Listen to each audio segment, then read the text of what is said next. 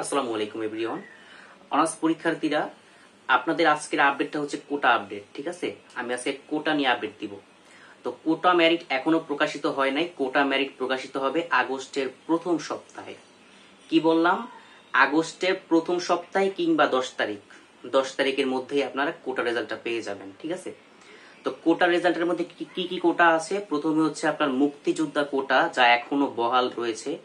শুধু চেঞ্জ হয়েছে, আগে মুক্তিযুদ্ধ সন্তান নাতিপুতি তারা সবাই কোটা পেত, এখন আর নাতিপুতি পাবে না, এখন শুধু সন্তানরা কোটা পাবে। ঠিক আছে, তো আমার কথা হচ্ছে মুক্তিযোদ্ধার সন্তান কি এখনো কেউ বেঁচে আছে যারা আপনার এই অনার্সে পরীক্ষা দিবে? আমার তো মনে হয় না এখনো এরকম সন্তান আছে কেউ মুক্তিযোদ্ধাদের। ঠিক আছে, তো এই 5% কোটা কাদের দেয়?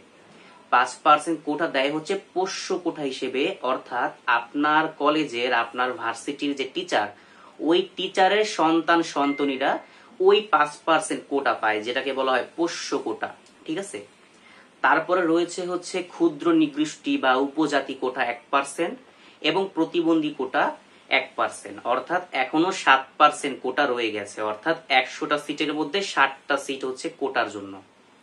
ওকে, তো এই কোটা আপনাদের আগস্টের 10 তারিখের মধ্যেই প্রকাশিত করে দিবে। ঠিক আছে, তো এখন একটা দুঃখের বিষয় হচ্ছে, দেখেন কোটা কিন্তু 5% আগেও ছিল, মানে আগের থেকে একটু কমছে মনে হয়, কিন্তু কোটা এখনো কেন বহাল আছে? কোটাটা এখন তো বাদ দিতে পারতো।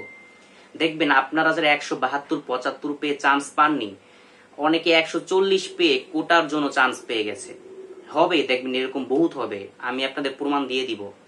কোটার রেজাল্ট দেখ, আমি আপনাদের প্রমাণ দিয়ে দিব। ঠিক আছে, কোটার মাধ্যমে অনেকেই চান্স পেয়ে যাবে। তো এটা খুবই দুঃখের বিষয়। যাই হোক, প্রতিবন্ধী কোটা এটা পারফেক্ট, এটা আমি ভালো মনে করি। উপজাতি কোটা এইটাও ঠিক আছে, কিন্তু আমার কাছে এখনো কেন জানি মনে হইতেছে যে মুক্তিযোদ্ধার সন্তান নেই, এই 5% কোটা এগুলা এখনো বহাল রাখা ঠিক না। তো আপনারা কি বলেন? আপনাদের মতামত কমেন্টে জানাবেন। ঠিক আছে, তো আজকের ভিডিও এই পর্যন্তই, বেশি লং ভিডিও করব না। সকলে ভালো থাকবেন। আসসালামু আলাইকুম।